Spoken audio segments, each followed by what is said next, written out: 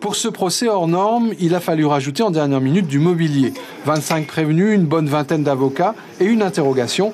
Les 13 douaniers accusés avaient-ils réellement organisé un système collectif de corruption? C'est très vite avéré dans le dossier qu'il n'y avait aucune entente, qu'il n'y avait aucun pacte de corruption, mais peut-être, et ça je ne le sais pas, quelques ententes avec certains douaniers.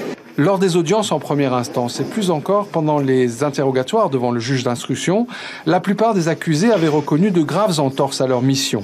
Tous se sont rétractés depuis et une partie d'entre eux se défendent vigoureusement aujourd'hui. On essaie de dire que tout un système a été mis en place et que donc les prévenus payent en fait pour soi-disant un système qui a été mis en place. Mais à mon sens, on ne juge pas de cette manière-là.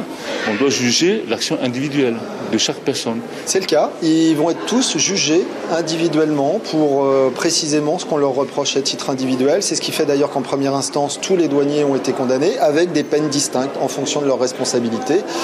Ça va du simple agent taxateur qui laissait passer sans rien contrôler jusqu'au chef d'équipe et qui, les uns et les autres, donc ont tous été condamnés, encore une fois, au vu des faits qui ont été reprochés, de leur personnalité et de leur degré d'implication. Donc c'est le cas, c'est au-delà du système, des individualités. Les interrogatoires des prévenus doivent se poursuivre demain. Le début des nombreuses plaidoiries étant programmé à partir de mercredi et ce, jusqu'à vendredi soir.